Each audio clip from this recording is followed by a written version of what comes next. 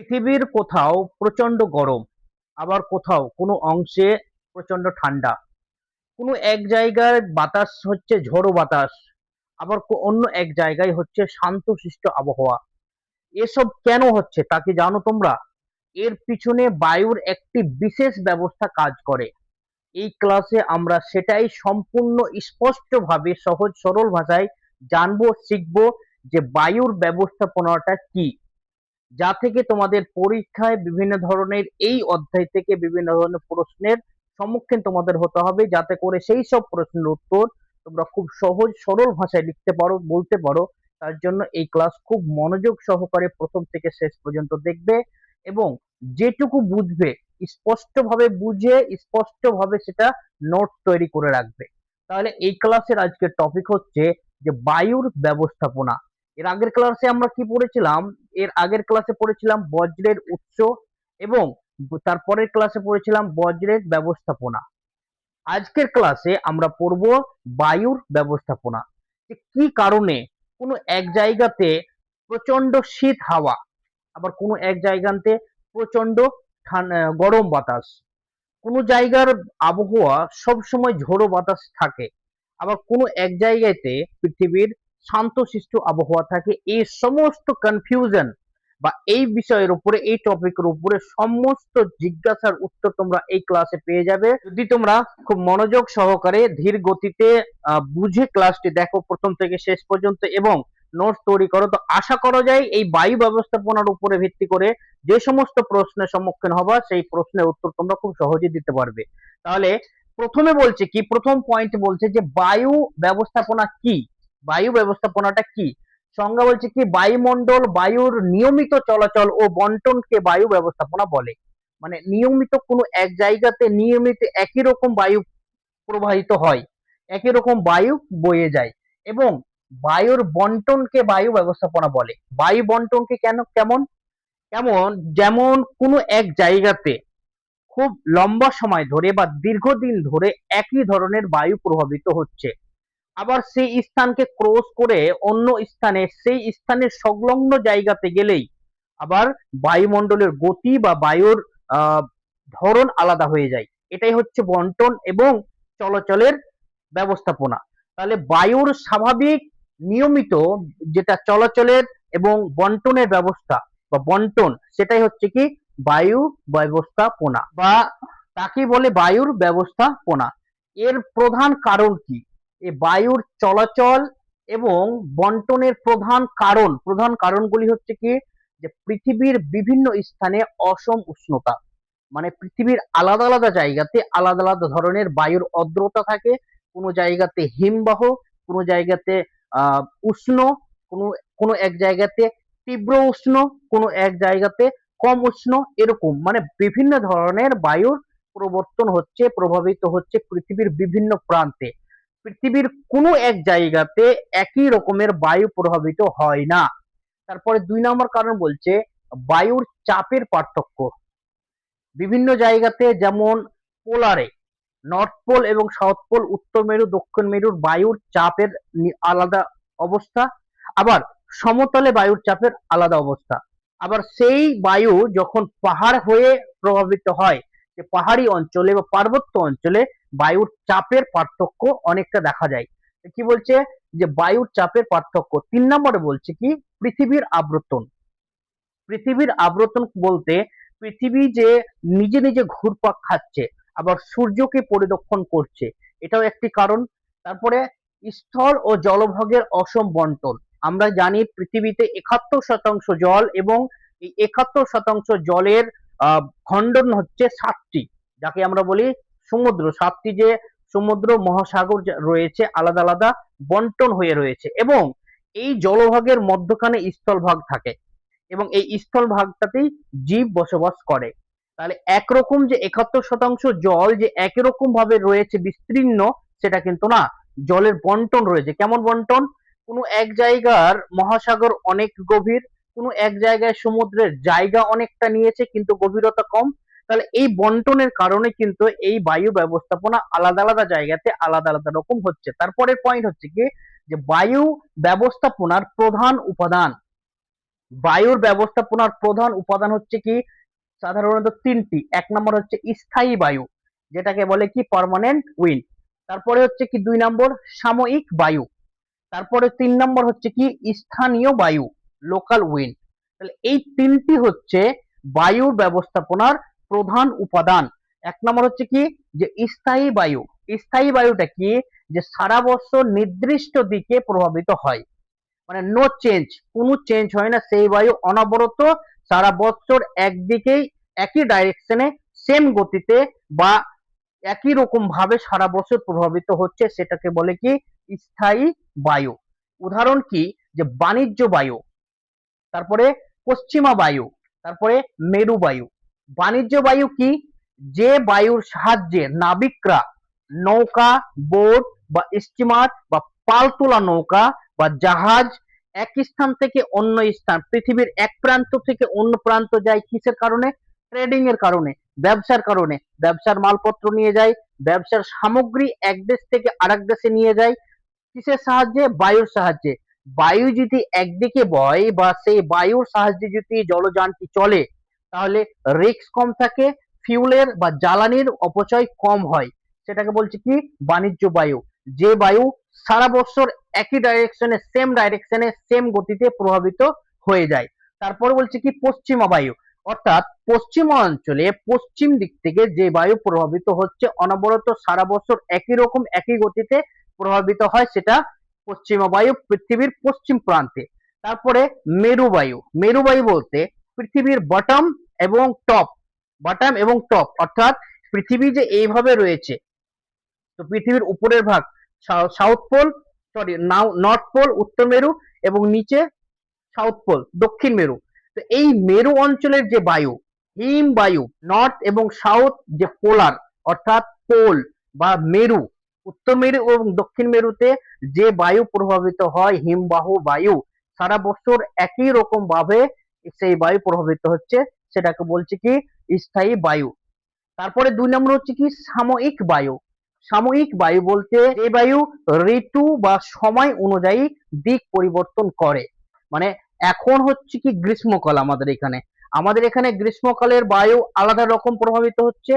সেই বায়ুটাই যখন September, October, November, December, জানুয়ারি, ফেব্রুয়ারি পর্যন্ত কিন্তু আলাদা রূপ ধারণ করবে। তাহলে এই বায়ুকে কি বলছে? সাময়িক বায়ু।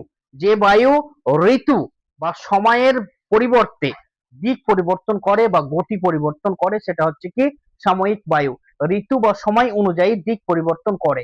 উদাহরণ হচ্ছে কি মৌসুমী বায়ু, মানে মনসুন উইন্ড, বর্ষাকালে যে বায়ু প্রবাহিত হচ্ছে, যেটা বর্তমানে আমরা যে বায়ুর দর্শন পাচ্ছি বা যে বায়ু বর্তমানে প্রবাহিত হচ্ছে আমাদের এলাকায়, আমরা যে স্থানে বসবাস করি, সেটা হচ্ছে কি মনসুন বায়ু, তার মানে মৌসুমী বায়ু। তারপর হচ্ছে স্থল সমীর, সমুদ্র সমীর, মানে স্থলভাগে এক সময় একরকম বায়ু হবে, আবার ঋতু যখন পরিবর্তন হবে, জলবায়ু যখন পরিবর্তন হবে, আবহাওয়া যখন পরিবর্তন হবে, আলাদা ধরনের বায়ু প্রভাবিত হবে। সেটা হচ্ছে কি সাময়িক বায়ুর উদাহরণ। আরেকটা হচ্ছে সমুদ্র। সমুদ্রপৃষ্ঠে একরকম বায়ু গ্রীষ্মকালে, বর্ষাকালে আরেক রকম, আবার শীতকালে আরেক রকম, সেই বায়ুরও হচ্ছে সাময়িক বায়ুর উদাহরণ। তারপরে 3 নম্বর হচ্ছে কি স্থানীয় বায়ু, লোকাল, যেটা লোকাল বায়ু বলছে কি স্থানীয় বায়ু যে নির্দিষ্ট অঞ্চলে সৃষ্টি হয়, মানে সেই অঞ্চলে সৃষ্টি হয়ে সেই অঞ্চলেই প্রভাবিত হবে, বেশি দূর এগোবে না সেই বায়ু। যেমন লু, অর্থাৎ লু উৎপন্ন হয় কোথা থেকে? মরুভূমি, চকচকে খসখসে বালু থেকে উত্তপ্ত সূর্যের আলো যখন উত্তপ্ত হয়, সেই বায়ু প্রভাবিত হয় আগুনের ছোঁয়া নিয়ে, সেটাকে বলে কি লু। যেটাতে বেশি পরিমাণে গরম থাকে, অত্যাধিক পরিমাণ গরম থাকে, সেই জন্য বলা হয় কি আগুনের ছায়া নিয়ে সেই বায়ু প্রবাহিত হয়। শুধু মরুভূমি অঞ্চলে উৎপন্ন হয় সেই বায়ুটি, এবং মরুভূমি অঞ্চলে প্রভাবিত হয়, সেটাকে বলে কি লু। তারপরে বলছি কি ফোন বায়ু এবং চিকুন বায়ু। এইসব বায়ুর একটা নির্দিষ্ট স্থান রয়েছে, এসব বায়ুর একটি নির্দিষ্ট স্থানে এই বায়ু উৎপন্ন হচ্ছে, আবার এই বায়ু সেই নির্দিষ্ট স্থানে প্রভাবিত হচ্ছে, সেটাকে বলছে কি স্থানীয় বায়ু বা লোকাল উইন্ড। তারপরে পয়েন্ট হচ্ছে কি বায়ুর ব্যবস্থাপনার গুরুত্ব।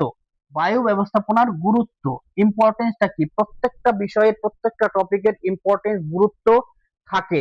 তাহলে বায়ু ব্যবস্থাপনার গুরুত্ব হচ্ছে 1 নম্বরে কি বৃষ্টিপাত ঘটায়, 2 নম্বর হচ্ছে কি আবহাওয়া নিয়ন্ত্রণ করে, নম্বর হচ্ছে কৃষিতে গুরুত্বপূর্ণ ভূমিকা রাখে। 4 নম্বর হচ্ছে নৌ ও বিমান চলাচলে সাহায্য করে। 5 নম্বর হচ্ছে কি জলবায়ুর ভারসাম্য বজায় রাখে। বায়ু ব্যবস্থাপনা এগুলো হচ্ছে গুরুত্ব কি বৃষ্টিপাত ঘটায়। বৃষ্টিপাত না ঘটালে কোনো এক জায়গার উত্তপ্ত বা তাপ অতিরিক্ত হয়ে যাবে, বা কোনো এক জায়গাতে যদি বৃষ্টি না হয় সেখানে ফসল হবে না, কোনো ধরনের উদ্ভিদ সঠিকভাবে বাঁচতে পারবে না। তারপরে হচ্ছে কি আবহাওয়া নিয়ন্ত্রণ করে, যে কোন সময়তে কি আবহাওয়া হবে এবং আবহাওয়ার কিরকম আর্দ্রতা বায়ু থাকা দরকার সেটা নির্ধারণ করছে কি এই বায়ু ব্যবস্থাপনার গুরুত্ব। কোন জায়গাতে কোন ধরনের বায়ু প্রভাবিত হবে সেটা কিন্তু প্রাকৃতিক বা প্রকৃতির একটি নিয়ম। মানুষই কিন্তু সেটা লিড করে না বা মানুষ সেটাকে অপারেট করে না। তাহলে কোনো এক জায়গায় যে জীবের সংখ্যা বেশি, জনসংখ্যা বেশি, সেই জায়গাতে কি ধরনের বায়ু হবে সেটা নিয়ন্ত্রণ করে এই বায়ু ব্যবস্থাপনার গুরুত্বের মধ্যে এটা একটা নিয়ন্ত্রণটা, আবহাওয়ার নিয়ন্ত্রণ কোনো এক জায়গার বায়ুর নিয়ন্ত্রণ ব্যবস্থাপনার একটি অংশ। তারপর বলছে কি কৃষিতে গুরুত্বপূর্ণ ভূমিকা রাখে। যেমন এক ধরনের ফসল 1 মাস আগে শেষ হলো, আমরা খুব এটা ভালো মতো বুঝতে পারবো কারণ আমাদের পাশেই চাষের জমি। এবার বর্তমানে এখন আলাদা রকমের চাষ হচ্ছে, তাহলে এটা কিসের উপর ভিত্তি করে? সম্পূর্ণটা কিন্তু এই বায়ুমণ্ডলের উপরে ভিত্তি করে, যে এখন বায়ুমণ্ডলের আর্দ্রতা, এখন বায়ুমণ্ডলের শুষ্কতা, এখন বায়ুমণ্ডলের যে গতি, তার অনুপাতে এখন এই ফসলটি হবে। আবার এই ফসলটি যখন হয়ে যাবে 90 দিন বা 100 দিন সময় লাগে, তখন আবার পরবর্তী সময়ে যে বায়ু বা যেরকম বায়ুর অবস্থা, যেরকম বায়ুর আর্দ্রতা আসবে, সেই বায়ুর আর্দ্রতা অনুযায়ী আবার তখন আলাদা ধরনের ফসল মানুষ উৎপন্ন করবে। তাই বলছি কি কৃষিতে গুরুত্বপূর্ণ ভূমিকা রাখে। এবার নৌ ও বিমান চলাচলে সাহায্য করে। নৌ বলতে জলযান এবং বায়ুযান চলাচল করতে সাহায্য করে। বায়ুর গতি দেখে কিন্তু এইসব যানবাহনগুলি এক স্থান থেকে অন্য স্থানে পাড়ি দেয়। তাহলে নৌ এবং বিমান চলাচলে সাহায্য করলো। তারপরে জলবায়ুর ভারসাম্য বজায় রাখে। কোনো এক জায়গাতে যে জলবায়ু পরিবর্তন হবে একটা লম্বা পিরিয়ড বা লং টার্ম বা লং টাইম এর পর, তাহলে এটাকে কি করে এর ভারসাম্যটা বজায় রাখে। কেমন? যে এখন হঠাৎ যদি ঠান্ডা চলে আসে, হঠাৎ ঠান্ডা চলে আসলে প্রচন্ড হিম ঠান্ডা, তাহলে কিন্তু অসুবিধা হবে। সেই কারণেই এই জলবায়ু ব্যবস্থাপনার একটি ব্যবস্থা হচ্ছে কি যে জলবায়ু ভারসাম্য বজায় রাখে। এখন যেমন একরকম বায়ু প্রভাবিত হচ্ছে, এই বায়ু যদি হঠাৎ করে হিম বায়ু বা ঠান্ডা বায়ু প্রবাহিত হয় তাহলে জীব জগতের প্রচন্ড ক্ষতি হবে। সেজন্য এই বায়ু কি হচ্ছে যে আস্তে আস্তে মুভমেন্ট চেঞ্জ হচ্ছে বায়ুর, মানে আবহাওয়া বা জলবায়ু যখন পরিবর্তন হয় কোনো এক জায়গাতে, হুট করে রাত্রে ঘুমালাম একরকম জলবায়ুতে, আবার সকালে উঠে আর এক রকম জলবায়ু, এটা কিন্তু হয় না। আস্তে আস্তে পরিবর্তন হয়, আস্তে আস্তে, যেটাতে আমরা টেরও পাই না। কিন্তু যখন ওয়েদার চেঞ্জ হয়, আবহাওয়া চেঞ্জ হয়, সিজন চেঞ্জ হয়, তখন কিন্তু মানুষের শারীরিক একটা শরীরের উপরে বা শারীরিক একটা পরিবর্তন আসে, সেটাতে বোঝা যায় যে জলবায়ু পরিবর্তন হচ্ছে। তাহলে এই বায়ু ব্যবস্থাপনায় জলবায়ুর ভারসাম্যটা বজায় রাখে। যখন জলবায়ু পরিবর্তন হয় সেটা ভারসাম্যটা বজায় রাখে, নিউট্রাল করে রাখে, যেন জীবজগতের কোনো ধরনের ক্ষতি বা অসুবিধা না হয়। তারপরে তোমাদের জন্য এই অধ্যায় যে আমরা যেটা শিখলাম যে জলবায়ু, তারপরে তোমাদের জন্য হচ্ছে কি এই লেসনটা থেকে আমরা যা শিখলাম তার উপরে ভিত্তি করে কিন্তু 5টি প্রশ্ন আমি দিয়েছি। কি কি শিখলাম এই ক্লাসে? যে বায়ু ব্যবস্থাপনা কি এবং এই বায়ু ব্যবস্থাপনার গুরুত্ব কি, এই বায়ু ব্যবস্থাপনার প্রধান উপাদান কি, উপাদানগুলি সম্বন্ধে আমরা জানলাম। এবার তোমাদের এই লেসন বা এই অধ্যায় বা এই ক্লাসের উপরে ভিত্তি করে 5টি প্রশ্ন দিয়েছি। 1 নম্বর প্রশ্ন হচ্ছে কি বায়ু ব্যবস্থাপনা কি। 2 নম্বর প্রশ্ন হচ্ছে স্থায়ী বায়ুর উদাহরণ দাও। 3 নম্বর প্রশ্ন হচ্ছে সাময়িক বায়ুর উদাহরণ দাও। 4 নম্বর হচ্ছে স্থানীয় বায়ুর উদাহরণ দাও। 5 নম্বর হচ্ছে বায়ু ব্যবস্থাপনার 2টি গুরুত্ব লিখো। তাহলে আমরা যেটা শিখলাম, যেটা পড়লাম, সম্পূর্ণটা এই 5টি প্রশ্নের উপরে ভিত্তি করে বা এই লেসন বা এই ক্লাসকে ভিত্তি করে এই 5টি প্রশ্ন দিয়েছি। তোমরা যা বুঝলে এই 5টি প্রশ্নের নোটস তৈরি করো এবং ক্লাস শুনে বা দেখে যা বুঝলে তার নোটস তৈরি করো। নোটস তৈরি না করলে কিন্তু ক্লাস দেখা সার্থকহীন হবে। ঠিক আছে? নোটস তৈরি করে রাখবে এবং পুনরায় যাতে তুমি এই পড়াটিকে, এই ক্লাসটিকে রিভাইজ দিতে পারো, তার জন্য কিন্তু নোট তৈরি করে রাখো। তুমি ক্লাস দেখে বা শুনে যতটা মনে না রাখতে পারবে, যেটা তুমি এখনই বুঝলে এখনই সেটা নোট তৈরি করে রাখলে সেটা কিন্তু লং টাইম পর্যন্ত একটা লম্বা সময় ধরে তোমাকে সহযোগিতা করবে। তাই তোমার নোট তৈরি করো। আজকের ক্লাস এখানে শেষ। আজকের ক্লাসের টপিক ছিল বায়ু ব্যবস্থাপনা। এই ক্লাসে আমরা শিখলাম বায়ু ব্যবস্থাপনা কি, বায়ু ব্যবস্থাপনার প্রধান উপাদান এবং প্রত্যেকটি উপাদানের আমরা সংজ্ঞা বা উপাদানের উদাহরণ জানলাম, শিখলাম, 5টি প্রশ্ন দিলাম। এই প্রশ্নের উত্তর তোমরা নোটস রূপে তৈরি করে রাখো।